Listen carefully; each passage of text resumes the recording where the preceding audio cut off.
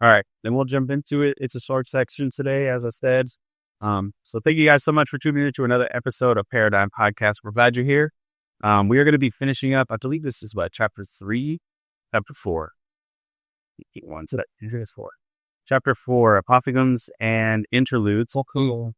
And so this will be the end of that whole section. Getting out of the tweets, like David said, and getting back into the nitty gritty.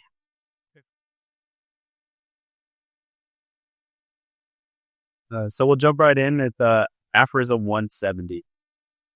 In praise, there is more obtrusiveness than in blame. Truth. Wait, real quick, David, are you using your phone as a book? Yeah.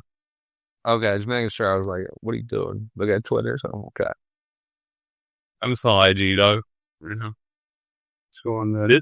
Didn't we do this one already or no? No, we did 169 last. I feel like this reminds me of the one where I think John was saying, like, The politeness. having someone come up to you and is like giving you praise can sometimes be like not annoying, but it's like all right, like, get it, thank you. You know what I mean? But it can be obtrusive when someone's like constantly giving you praise and you're like, all right, like, now you're being obtrusive. Just for reference, obtrusiveness refers to the quality of being overly noticeable or prominent in a way that is unpleasant or intrusive. It implies a tendency to draw unwanted attention to oneself or something else. So it's like unwanted and prominent. Tell me what he says. Then blame is saying, is it worse than being blamed for something? So I don't know how I appreciate it. Go ahead, John. Well, I can just like imagine what he's saying. I can that like rings a bell in my head. You know what he's saying? I feel like just recently, like, we're having students tour our school from like the 8th grade, and when like the people that were showing them around introduced me, they were like, "This is CTE Teacher of the Year," and they all had to clap, and I was like, "That was so awkward. Why did we do that?" Yep. So that felt very obtrusive to like what I wanted to do, like, which I wanted to like give them the spiel about like what we do in class, like that was it, So I was like, yeah, that did feel true. So okay. Yeah, all right. Hey, that's bad. That's good. All right.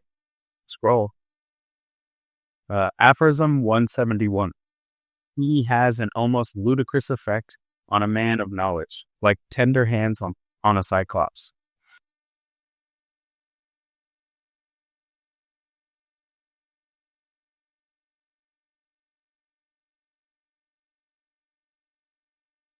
What do you think about that? Tender hands on a cyclops. What do you think that means? Well, I mean, a cyclops is like a Greek mythology beast, that's like strong, so like, why would a cyclops have tender hands? Right. It's one weakness. Yeah.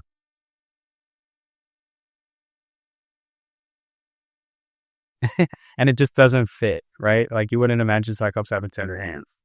Right. I think that's the imagery. Is like he wouldn't, like, he's a cyclops, so it would be like very ludicrous to think that. Yeah. And so the pity has a ludicrous effect. He even used ludicrous on a man of knowledge. So it's so out of pocket, like tender hands on a cyclops.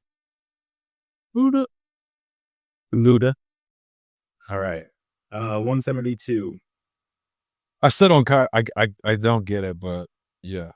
Well, pity is having like feeling a sense of sorrow or even compassion for someone, right?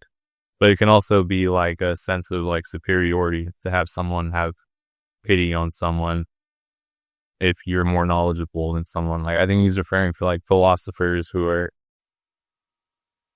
like cyclopses are strong, rigorous, and full of knowledge, and having pity or that maybe like that sense of compassion is like kind of ludicrous to them. They don't really. Yeah, I tend it in a way where the pity comes from an outside source, and the man of knowledge doesn't want people to feel pity on him because the man should have enough know-how to navigate whatever they're navigating.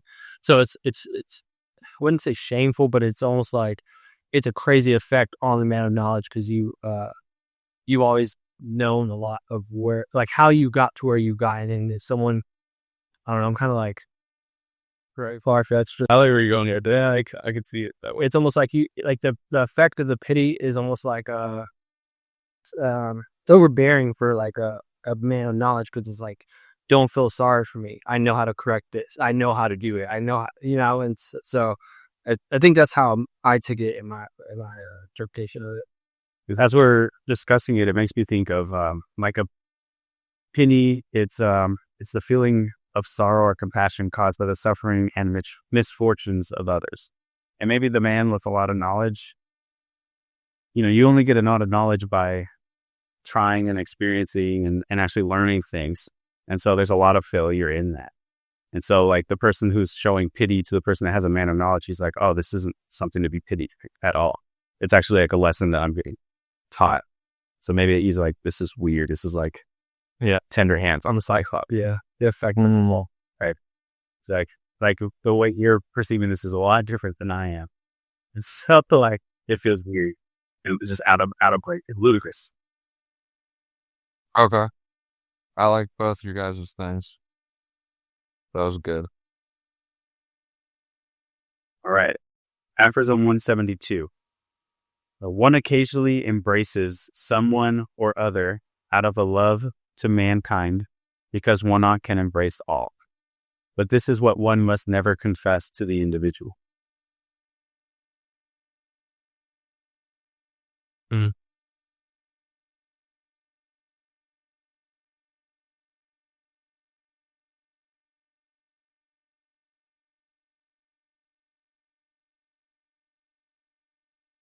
Okay.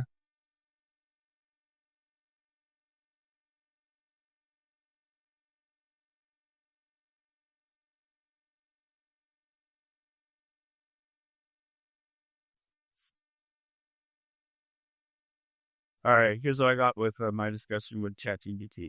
Whoa. Let me take a step real quick before you do that. Before the computer. Okay. Didn't say answer. All right. I feel like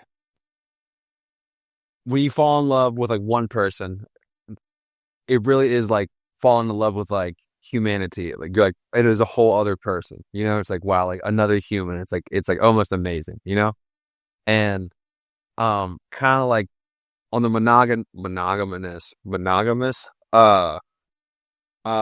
like being monogamous, it's like the world's an interesting place, and like truly, like it wouldn't be far fetched for you to be like, I don't know, maybe there's like someone else that like also gets me just as excited out of like all the millions of people, but you can never tell that person something, because it's kind of it's impossible to do all that. So you're like, nah, you're my one and only. I don't know, just taking a stab. Oh, you nailed it. Yeah. Do you agree with the premise of like choosing and selecting one partner to be monogamous is a reflection of love of humanity as a whole? Like to experience that, you choose one person. I mean, I think that's like the most intimate like aspect is like that one person is like you're like full sharing with humanity, because everything else up into that has only been like a partial connection. Right. Yeah.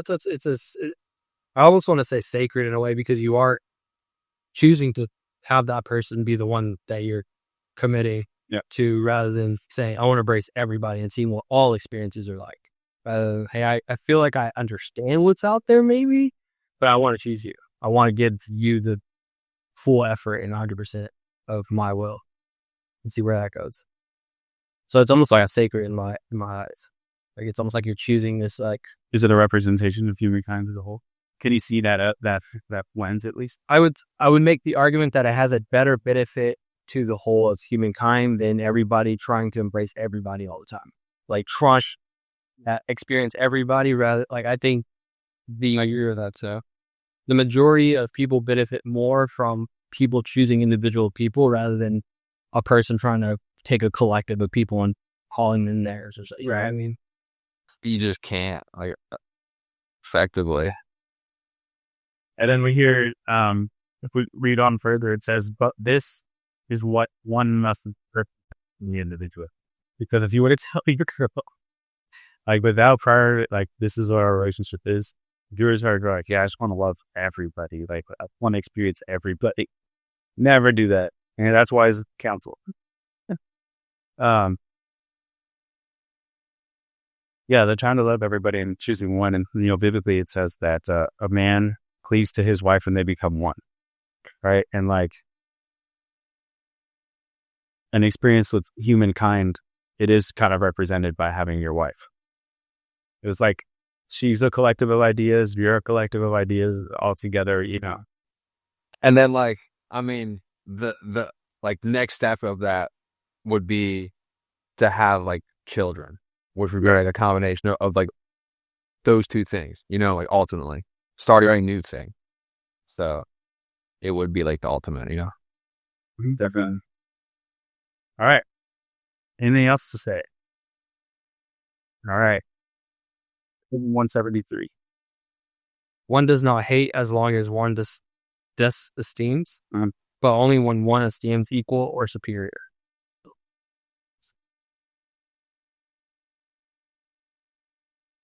All right. Is that removing or? Okay, go ahead. Here's what I have. So, I'm not gonna have any hatred towards a person. One's not hate as long as one disesteems. If I look at that person as not equal, right? So if they're less than me, their criticism means less, right? I only care when the person that's doing that criticism esteems is either equal or superior. It's like when somebody's equal level, that you would deem equal level or superior to you, that's when you can develop this hatred that he's talking about. But if it's somebody that's like Lower than you, lower, can hate them. you wouldn't develop hatred. Mm. You're just like, whatever. Yeah. I think you kind of probably killed it on that one. I think that's probably it right there. Yeah, I agree. Yeah. Yep. Yeah, you only pay attention when somebody comments on your Twitter feed or whatever when it has like a verified gold check or whatever the fuck it is now. Not even that, just like in like your social construct, like who is that person to you? Like, do you like respect them, or do you like acknowledge like their value, like do they have some level of like esteem to you, or like your social around you, right? And if I don't, like, why should I even care if like I don't even fucking know you, like if like a stranger said something to you, you'd be like, what, like, Yeah, exactly. That's what I got from this one. Okay. Let's go more.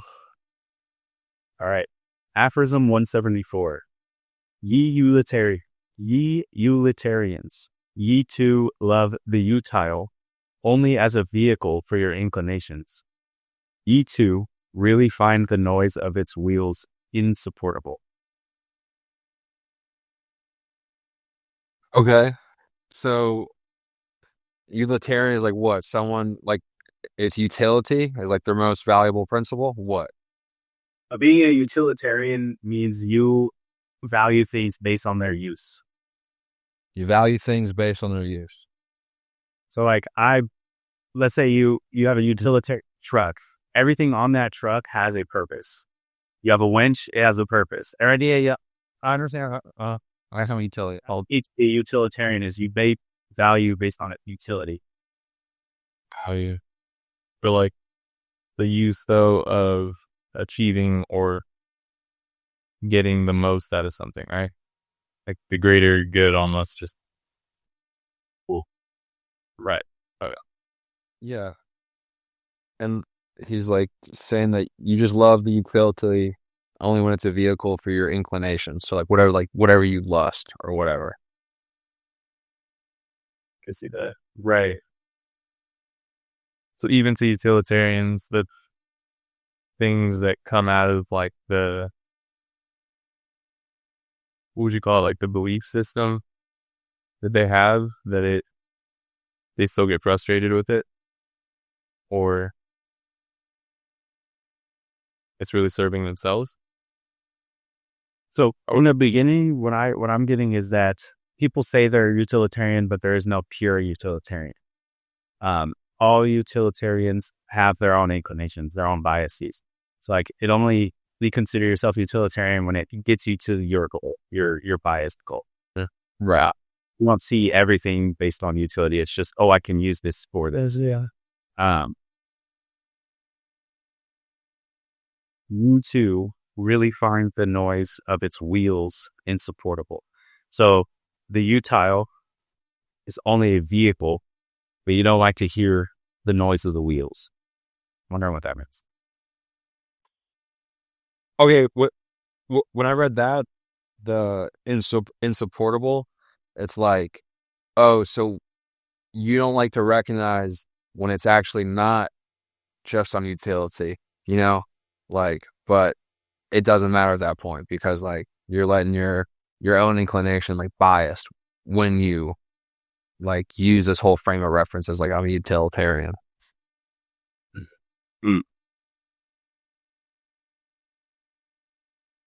Find the noise of its wheels insupportable. Potentially like those wheels making the noise of like, hey, this isn't particularly just for utility.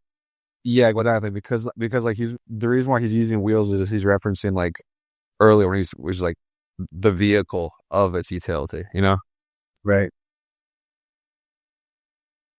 Okay.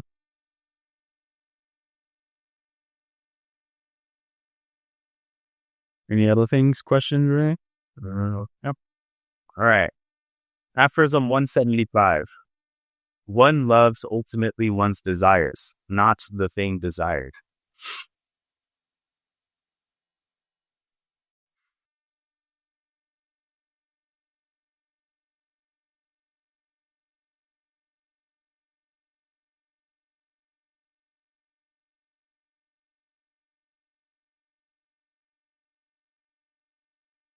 I don't know. I hear the sense of falling in love with the process of getting where you're going rather than falling in love with the outcome. Yep. Is that what he's saying? Is he saying you fall in love with the desire of finding what you're looking for, but not the thing? You don't want to get to the goal because then you desire it less. No, I think what he's saying is like when we do our road trips, right? There's a destination. Yep. But it's not the destination that we love, but the desire, the want to go to that place that we love. It's like, the Grand Canyon was really sick, but getting here, the whole journey throughout the whole process, what I wanted. But getting there is an achievement and end of that actual thing that you wanted. Yeah. There's a podcast I listen to by Chris Williamson, and he talks about this a lot. That and we always joke about it too. The journey is the destination is the journey.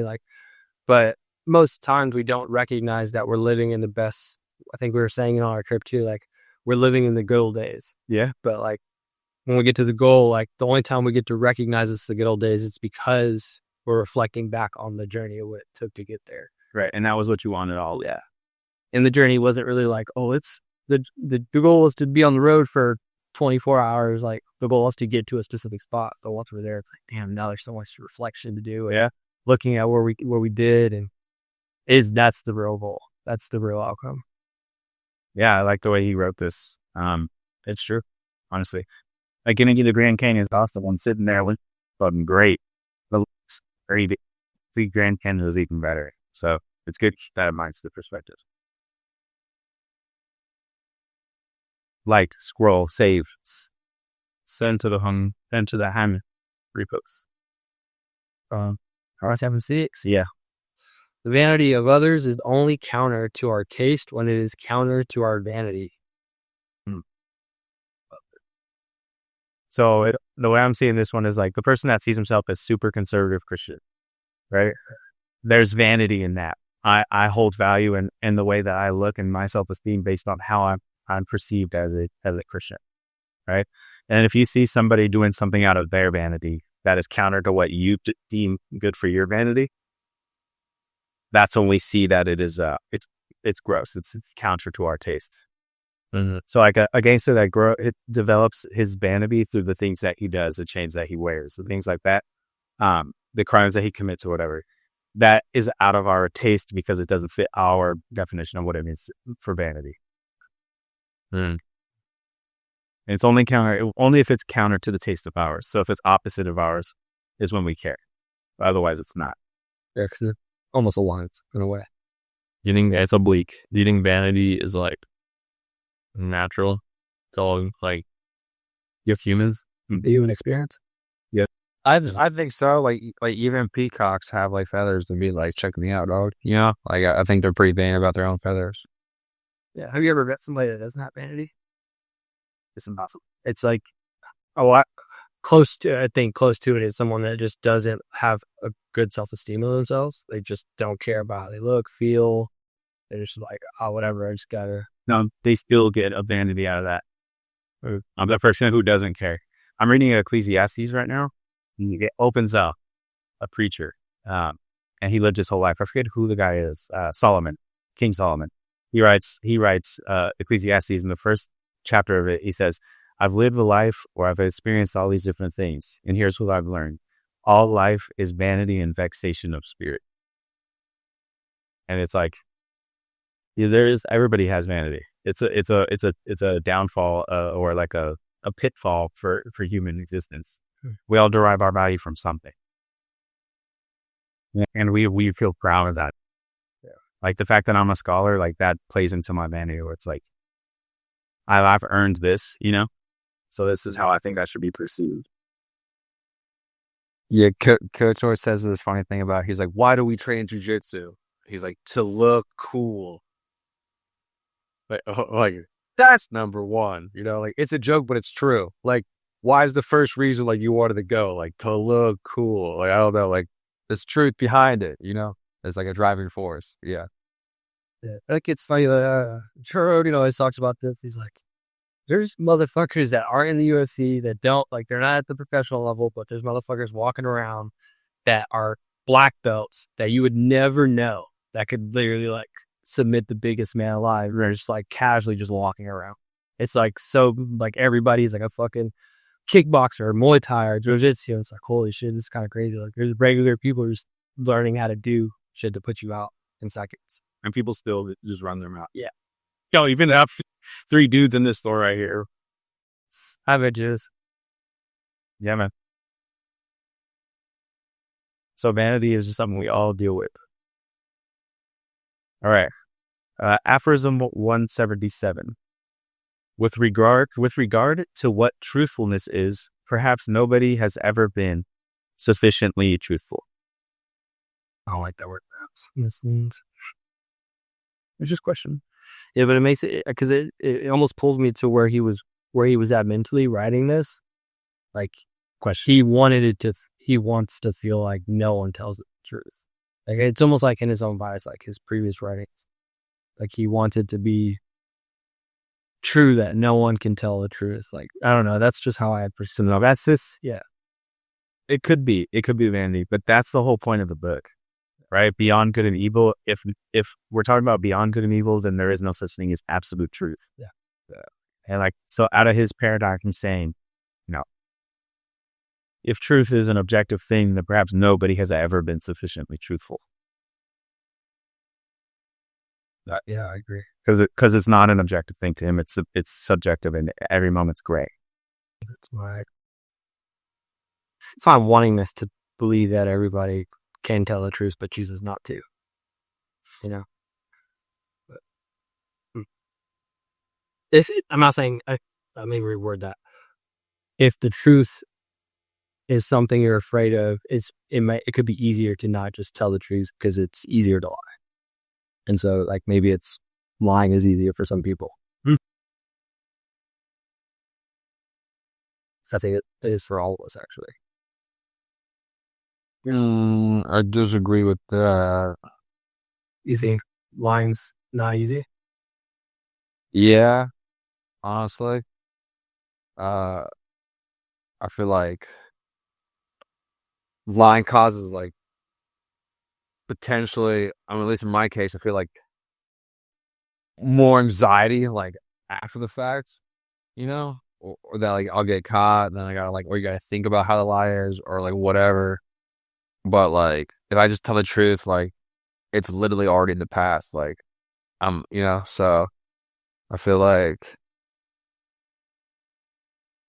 It's easier. yeah, I don't know, maybe not really. Like I feel like just like one of my like core principles, how I was like raised is like, well, that's not true. Like, I mean, I will lie sometimes. Like, let's say like if I'm like talking to like cops or something, you know, I'm not gonna tell them the fucking truth, you know. But like for the most part, because like your words, like your words, like your honor and shit, you know. So like, you never want to like give up your honor for like a bad lie, you know. So like, to me, like lying's like more difficult, you know.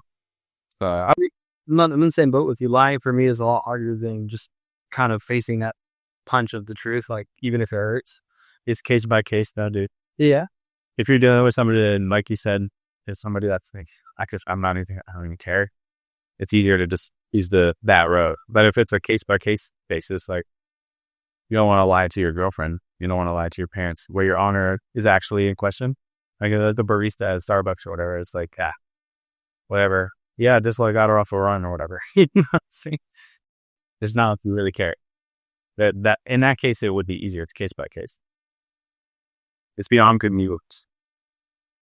I understand. Sad. Yeah.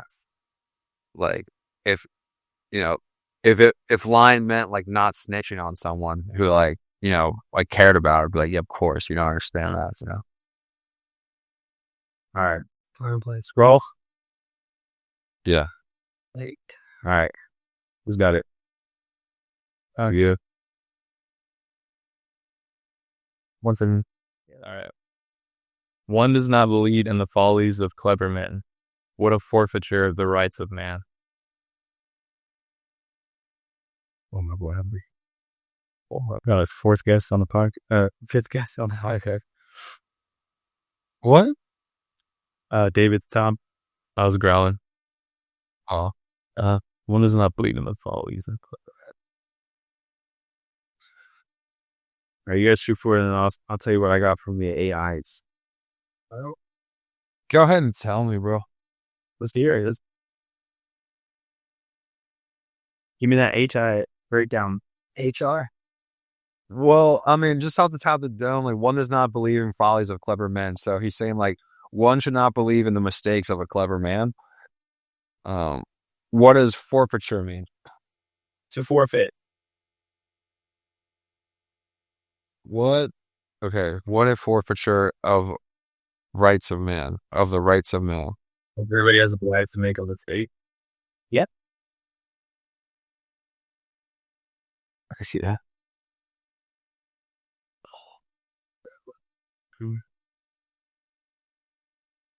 But when you forfeit something, it's not, you're not forfeiting something that you don't like or want. Still a forfeit though. That you forfeit. In order to forfeit something, that something has to have value. No, not necessarily. You could play a basketball match, like at a park, and be like, I just want to play for fun. But there's people there that are like, I'm playing to win. You know what I mean? Well, sure, like that's fine. Okay. You still, you know what I mean? It's still like losing the match, or like you're still like, I'm gonna take off guys. You know what I mean? It's like, obviously that's a low level forfeiture, but it's just, yeah, I guess that's a case where you're forfeiting what you wanted to do. Yeah. It's just a very like, but you valued basketball. I guess it's just the level of what you're playing in any field. Like what's like the forfeiture and how much you value it to walk away or like to take a loss. Forfeiting the game at the park versus the championship. Yeah. It's like there's a tier. Different level of forfeit. Yeah, for sure. Case by case. All right.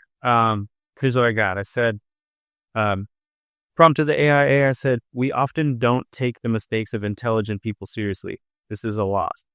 It is important to recognize and investigate their mistakes. If we don't, we may miss valuable lessons or insights. True. So he's being like, look, these guys are already smart and clever and they made this mistake. We should learn from this because like if they fell for this mistake, a dummy like me will definitely, if I don't learn from this right here, right now. Right. So take the mistakes of but Nietzsche did say the doer learneth. So sometimes you just gotta do to find out, But say that is right, guys.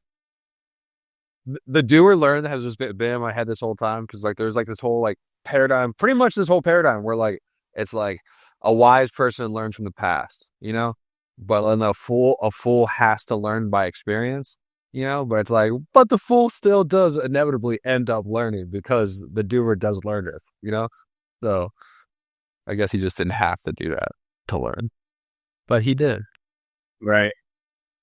Yeah. In Ecclesiastes, Solomon was like, I went and experienced everything and I learned that there's no wisdom in it. Oh, this, the wise know that. Well, I would disagree. There is some wisdom in it because like you can only do so much from the couch,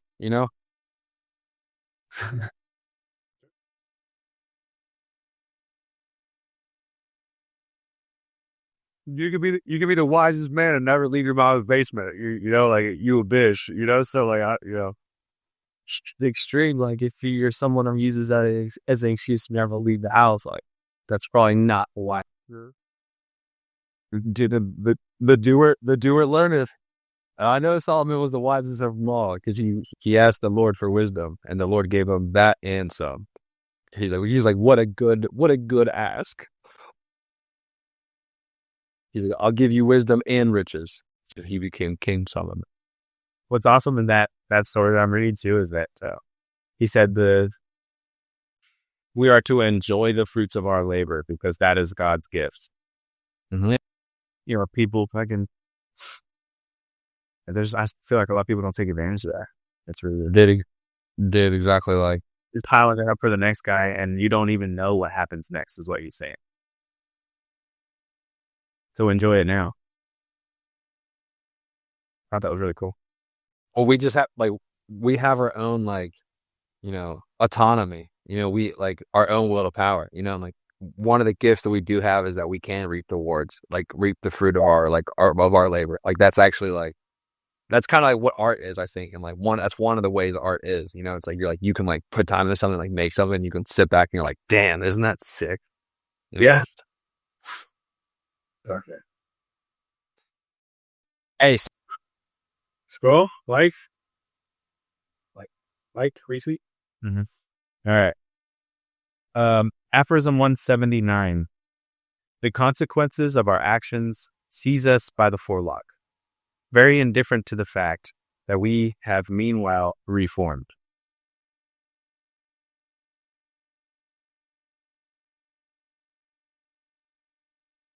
What's forelock, man? JMO, look it up. I'm gonna seize you by the forelock, dog. Sounds like a jiu-jitsu move. A forelock is a lock of hair, either a person or a horse, that grows or falls over the forehead. Wait, dude. Okay. Look it up. Look it up again and just say a different forelock.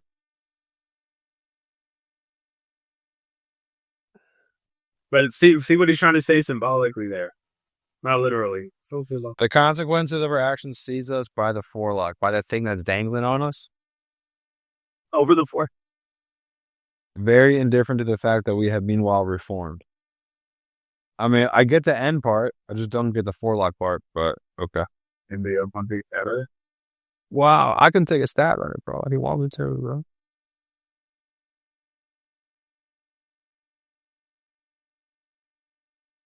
Go ahead, John.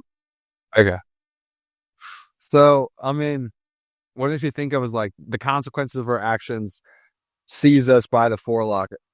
It's like when I'm kind of maybe decompressing from the day and I'm running through all the things that I did and I think of something that literally I'm like, God, I'm such a fucking idiot. It seizes me mentally, But what I'm not giving myself credit for is that the very fact that I'm even thinking about that and acknowledging that I have reformed, that I probably won't make the same mistake again, just the fact of me making the mistake, acknowledging the mistake, it making me feel guilty, I guess, or whatever emotion I'm feeling because of it. I've been reformed just that very nature of it, you know. But I'm not giving myself credit in that moment of that. Okay. Yeah. Anybody else's take? I think that's pretty. That's pretty spot on. Like it's almost like reform just happening without you thinking about it, because you're not giving it enough time. Like you're choosing to think about the thing you made the mistake on, rather than have to change it. Like that's already been made. I don't know. You think the biggest thing he's talking about is the Reformation? Because the indifference to it. Go ahead and tell us, Jay. Go. Okay. So the consequences of our actions seize us by the forelock. So the consequences of our actions are unavoidable. They're inevitable, indifferent to the fact that in the meanwhile we have reformed. So you are to pay the consequences of your actions, whether you've changed or reformed before receiving those consequences. You will inevitably get them. Doesn't matter if you're reformed, you have to deal with the consequences Of the action.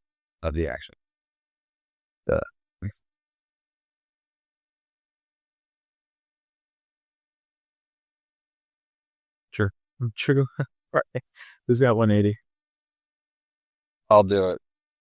There is an innocence in lying, which is the sign of good faith in a cause. See, I fucking knew it.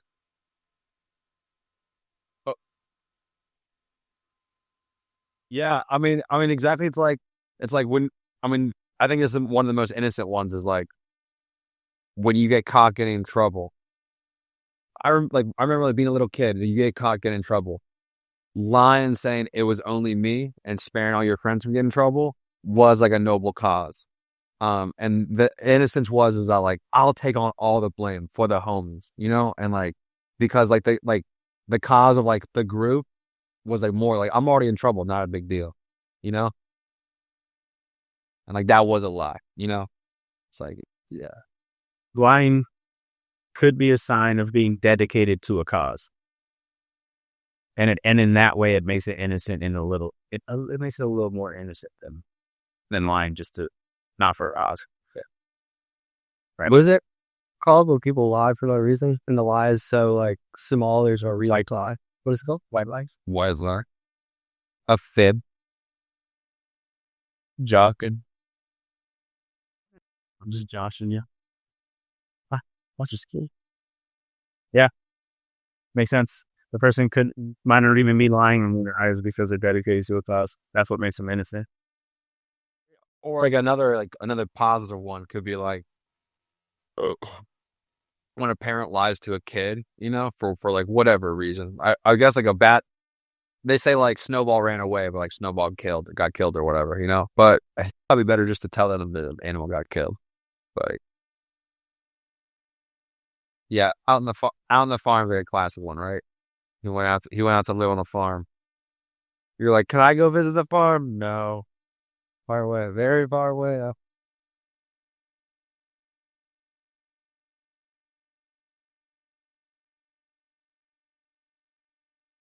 right, we got aphorism 181. It is inhuman to bless when one is being cursed. Okay. Yeah, I'm interested to hear your guys' take on this. I think he's taking a stab at Christianity. Right? You know? Let's hear. I'm in a cult. Okay, just recently, the high school altercation where that black teenager stabbed that white teenager. The altercation, was the track meet. You guys know what I'm talking about? Criminal anthem. I think it was in Texas. Like literally the next day, the father of the son who passed away, he was like, I forgive the student for killing my son. And like people were like, whoa, kind of fucking crazy. Kind of crazy to say that. And he's like, hey, like whatever the thing is, taking us out, like one of the Christian values is to like, even your enemy cursing you, you're like, I hope that the Lord blesses you, you know, and like you find your salvation, you know?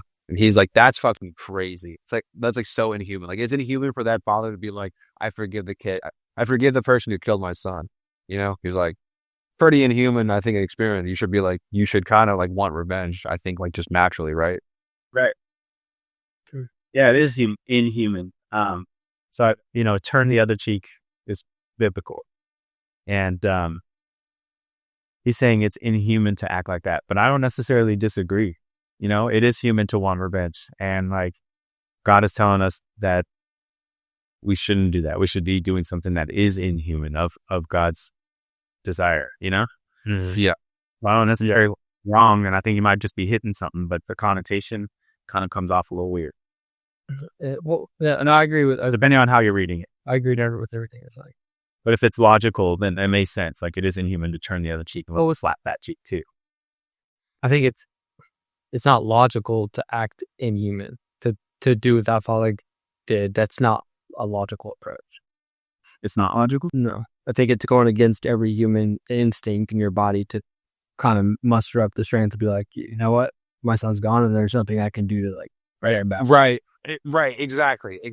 Like what he was saying, like, I don't know. Yeah, exactly. So that's his belief. That is logic. And I agree. I think the statement is definitely like that example for sure is definitely inhuman because we are all living like that human experience. Like revenge isn't a skill or hero strength. Yeah. Like, then it makes me think like inhuman. Okay. Well, if you're a believer of the Christianity faith, like you believe in God, like God's not a human. So you're believing in something that's not even walking on this world. And most people don't even see that. So. Well, I like that one. Simple, short and sweet, but I mean, we just had a full 5-minute conversation about that. Yeah. Sir, how are you? All right. Anything else to add? Sure. All right. Aphorism 182. The familiarity of superiors embitters one because it may not be returned. Hello?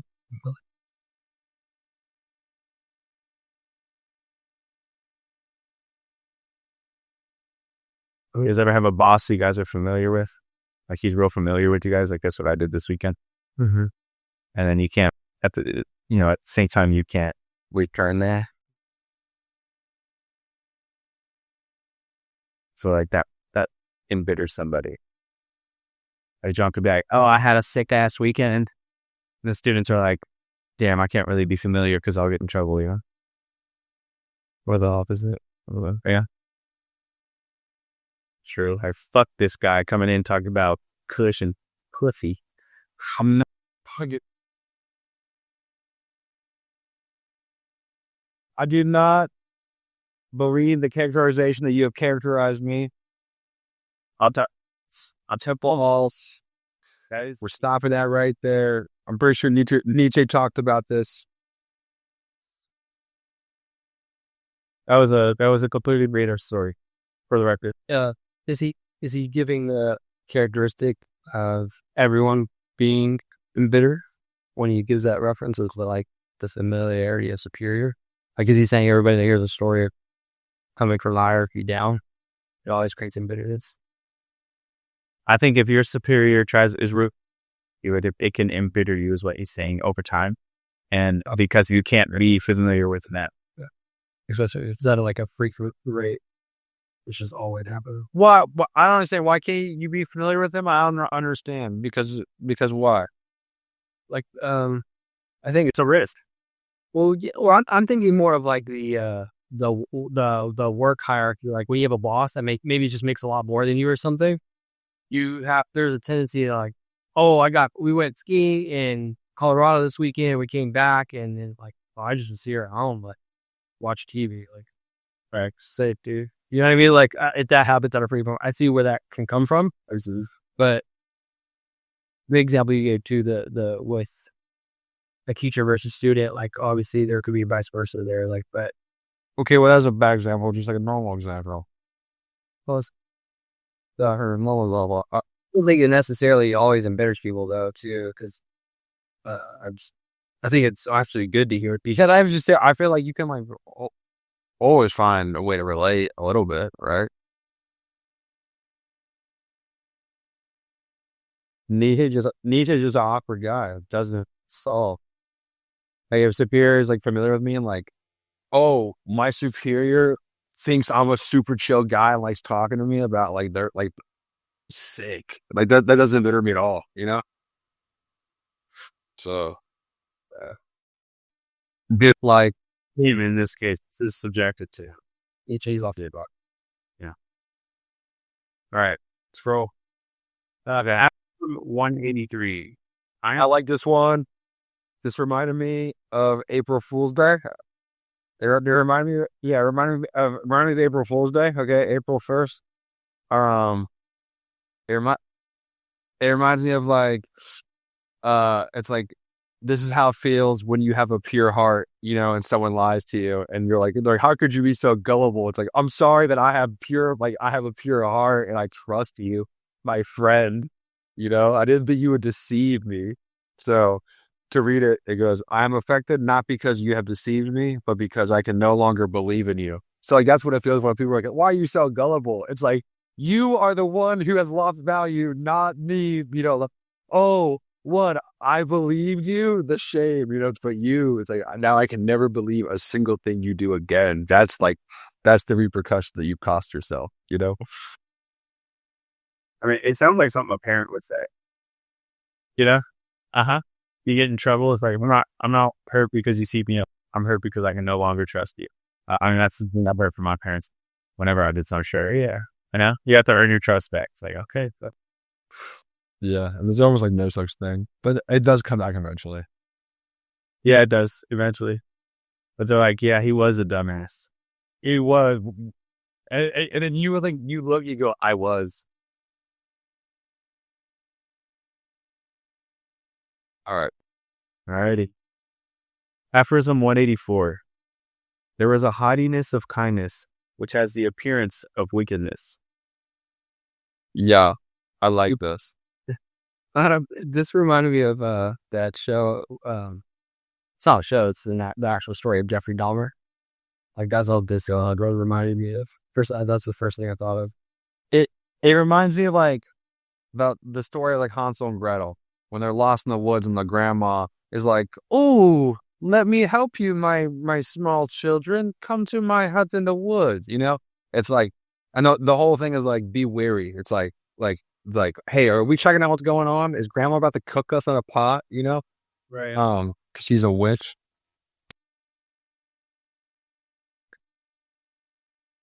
Let's see what haughtiness is real quick. So sometimes like too much kindness, like overbearing a kindness can be like, am I being tricked right now? Am I being deceived? You know, is there something like foul at play going on? Because like, that's a story that we're taught as kids. I mean, Hansel and Gretel is like a kid's story to convey like, hey, are we critically thinking about what's going on? You know, like it was the witch in the woods about to eat you guys, you know, because like she tricked you, you know?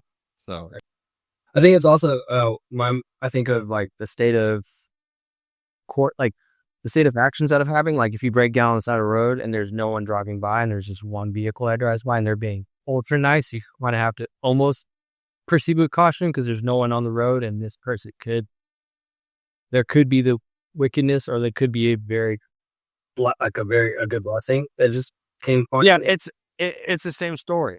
I mean, it like, that's literally just the same story. It's like, just be wary of like the ultra like, oh, no worry, I'm here to help. You know, it's just like, hang on. Is there anything foul at play? You know? Did you look up? Yes, so haughtiness is the appearance or quality of being arrogantly superior and disdainful.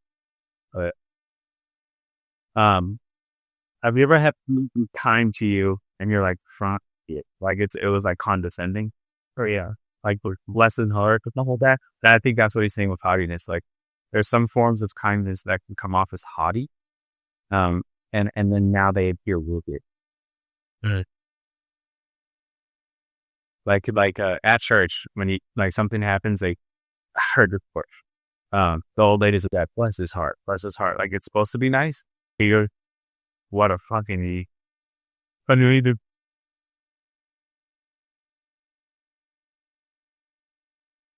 Yes. Yeah. All we can do is pray for him. Yeah, I think he's screwed. You're saying he's screwed. Yeah, man. Anything else? All right. Aphorism 185. I dislike him. Why? I am not a match for him. Did anyone ever answer so?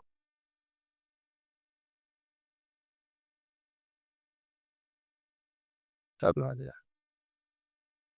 He's just kind of pointing out two phrases, like a phrase Well, no. as an answer. Well, I think he's being like, he's saying, I don't like him because I'm no match for him. Has anyone ever said that? And they're like, no. Typically, if you don't like someone, there's something in you that has there's something about them that has caused you to acknowledge them at some level, you know? So like, you're like, almost like, it's like the thing he was talking about, like you have to have esteem for the person, type of deal. He's like, the fact that you have esteem for them is like they're a worthy opponent to not like them for some reason. That's like the general vibe I get. Yeah. Okay. Like I think you're like right on it. I had to get AI for this one, but it said it is rare for people to admit that their dislike of someone comes from a place of feelings of inadequacy or inferiority. So you recognize this person as superior or an equal. And there's a tendency to mask those feelings behind simpler explanations. I'm not a match. We don't match. Well, it's still the truth, though. It is. Yeah, if you're inadequate against your competitor, you're still saying like I'm no match for this person. They're no match for I'm no match. Yeah. We don't match. The match. That's the end of the tweets. It's the end of the tweets. Sheesh. Thank God we're going to do something new now. Now we're getting back into the meat and taste. You think this might be kind of crazy though. I'm looking at it. The next meat potatoes, there's one in there. Like I think it's like the second or third one that's like a page and a half. It doesn't go out to the people that are watching, but we were talking single sentences this last one. Like 4 or 5 episodes, something like that. Yeah, seriously. So, okay. I say we do 5. Oh, let me wrap it up. Thank you guys so much for tuning in to another episode of Paradyme Podcast. Before we head out, did you guys have a favorite from the entire Apocalypse? You could choose the most recent. The entire, can't even do that, bro. So deep. You know, yeah, most recent then. Yeah, let's just keep with that.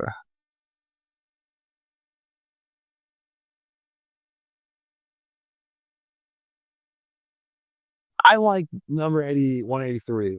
I am affected not because you have deceived me, but because I can no longer believe in you. I just feel like for me, like the truth is very, very important, you know, and I don't take lying lightly, and like even lying as in like a prank or something. It's just like now it's hard for me to actually calculate like the weight I like have to take things from you. Like now I have to calculate like, are you trying to prank me again? You know, and it may be like stupid, but I just when I know that you're truthful, things are just so much faster. No matter what type of relationship you have with that person, you know. Right. So I like that one a lot. Yeah, that's a good take. I would say 174 really connected with me just because like utilitarians, you two love the util only as a vehicle, because I don't know, I find myself always looking for like a function or reason behind doing anything rather than It Joe. It made me think of the conversation we had recently about like when we were talking about love, like last week, about like how like you said love is like in action only, not in words, you know. So like love is utility, you know. If I am also like thinking like that about a lot of things, and that's why like I do journal and I do like a lot of reflections, because I'm trying to either wane from thinking like that or do better at having. Well, I feel like journaling's more like that. Journaling's literally like the utility of like remembering my day, you know, and like my thoughts and like recording it. Like Today, like I journaled about like my week, not just about like what you're saying, but also like figuring out how I felt through the week, on why I made certain decisions, of why things were maybe played at a higher priority than others. Not just like, oh, it's due today, but why did I do this action over another? Because most of the time I have things that are due at different times, but I choose to do something over something else. And I'm trying to like analyze, why did I choose that? What what hierarchy was playing in my brain at that time to be like, this has more functionality. There's more purpose behind it. And I do find myself always having that, like, love is, there has to be utility behind it rather than just having the experience of experiencing in a way, like kind of experience. It doesn't have to have a use. Yeah. So I feel like I've dealt with that like a lot of my life. So I'm trying to like just understand myself. I guess It's like, yeah, I love gambling. Like, I'm excited with the utility of gambling. It's just like that. The verb of gamble. Just that. I thought a Postmodern 181 was really interesting. Is inhuman to bless when one is being cursed. I think I don't know. This tweet was like very, like, I don't know, interesting. You know, like the difference between the two, and you did point out something that isn't necessarily human, like, and especially the example that we talked about the dude, the father who forgave, the kid that murdered his kid. It just makes me think about like how, I don't know, like in Christianity, you are supposed to turn the other cheek and bless your enemies, and it is something that isn't human. It's supposed to be something that's like a quality, like God, Mm-hmm. So as much as I think he like criticizes Christianity, he is kind of arriving to the same result that, yeah, it's not a human thing. Like, our human tendency is to seek revenge, and that's considered something like evil or sinful, in the Christian lens. So I don't know. is a quick question is turning the cheek. If that doesn't happen, like say that example I used, if you don't turn the cheek, are you still a sinner, or does it make? I don't know. Well, you're always a sinner no matter what. You're never not a sinner, and you're never not gonna turn. You're never always not gonna turn the cheek. But like in the best possible scenario, you should try to show forgiveness and mercy to like the person in front of you. But like they acknowledge that you can't every time. They gave you a loophole. We got the loopholes. Like, we're always a sinner no matter what we do. Like, it's like the impossible burden of being a human. That's all some, like, I see a bunch of stupid memes, and there's one that said, it's just like some really ambiguous, like, random photo, and it said normalize not forgiving, or no, yeah, normalize not forgiving the person who hurt you. And the people in the comments, there's a lot of like Christian people who are like, no, like, we should really normalize like forgiving people who hurt you and stuff like that. And there's people that are on some like bullshit just trolling too. I was like, dang, that is crazy. Like, if you think about it, forgiveness is like how we're all saved in Christianity, that we have a chance at like being forgiven for the sins that we've caused. And that's how like true sin or evil is defeated in the long run. There's like good just overwhelms all of it, So I don't know. It's crazy too, because in Proverbs, I believe it says, you shall be judged based on how you judged. And if you never forgive the person, Right. then you'll never be forgiven yourself. It's, good luck. Good luck with that, man. I mean, yeah, to show mercy, for show mercy. We want it. All we want ourselves. All the good emperors, why we call them like heroes or good guys, because when they ultimately won, they showed mercy on their enemy. Yeah, Goku. Or just even in history. Well, if this is, Well, I guess if you're just very, oh yeah, it's true to everybody. Goku like didn't kill Vegeta, didn't kill. Oh, I guess he eventually killed Frieza, but he was down to not kill Frieza. He didn't kill Piccolo. Yeah, he didn't kill. Yeah, everybody. everybody. all right, this is not Dragon Ball Z lore at the start. My favorite aphorism was 98. When one trains one's conscience, it kisses one while it bites. Well, this is for the whole thing. Yeah, that was my favorite for the whole thing, because it's the truth. Like, no matter what you decide, how you decide to train your conscience, it's gonna kiss you, so it's gonna be awesome, and then it's also gonna bite. Gonna be some growth paid, But yeah, that was all our favorite ones. Drop your favorite one down in the comment section down below. We appreciate you guys tuning in. All the information will be down in the description box below, where all our social media platforms are there, Spotify, all of that. Go check all that out. And before you take off, remember that now equals who you'll be tomorrow.